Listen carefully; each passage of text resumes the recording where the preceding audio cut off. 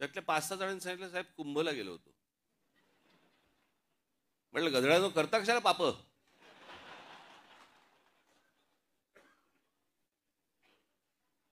बरं मी हेही विचारलं, आल्यावरती आंघोळ केलीच ना. ते आमच्या बाळा नांदगावकर इथे त्या ह्याच्यातनं घेऊन आले, काय ते छोट्याशा कमंडलूमधनं पाणी घेऊन आले. म्हटलं हड, म्हटलं मी नाही पिणार.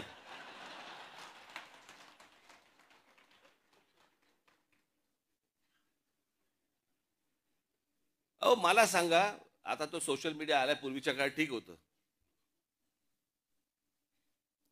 मी त्या सोशल मीडियावरती बघतोय माणसं तिथे आलेल्या बाया बिया घासतायत. आणि बाळा नांदगावकर साहेब गंगेचं पाणी कोण पिईल ते पाणी. चला आत्ताच करोना गेलाय, कोणाला त्याच्याशी काही देणं घेणं नाही. 2 वर्ष झाले तोंडाला फडकी बांधून फिरले आणि तिकडे जाऊन जाऊन आंघोळ करतायत.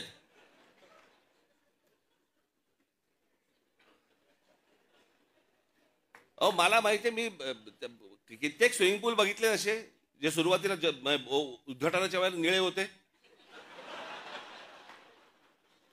हळूहळू हिरवे हिरवे व्हायला लागले. कोण जाऊन त्याच्यामध्ये मला सांगा पडेल त्याच्यात, त्यात गंगेत. ह्यानं तिथे काहीतरी केलं ते मी इथे पितोय.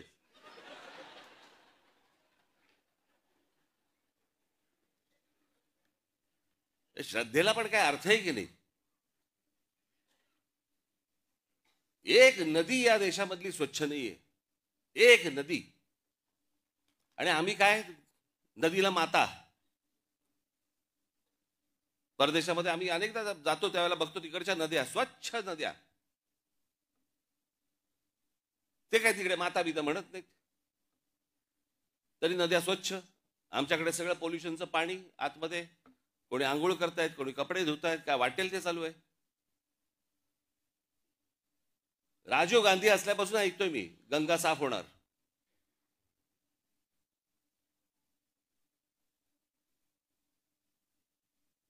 मग मध्ये राज कपूरनी चित्रपट पण काढला,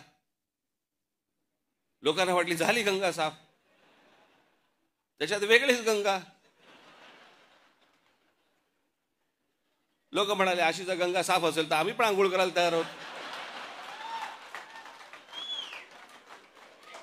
अजून पण गंगा काय साफ व्हायला तयार नाही.